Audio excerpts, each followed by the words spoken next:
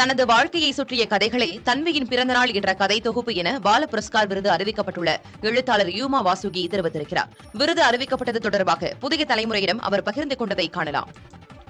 தன்வியின் பிறந்த நாளில் இருக்கக்கூடிய கதைகள் பட்டுக்கோடையில் ஒரு குறிப்பிட்ட ஒரு இடத்த பின்னணியாக கொண்டு, அந்த சூழலை பின்னணியாக கொண்டு எழுதப்பட்ட கதைகள் தான்.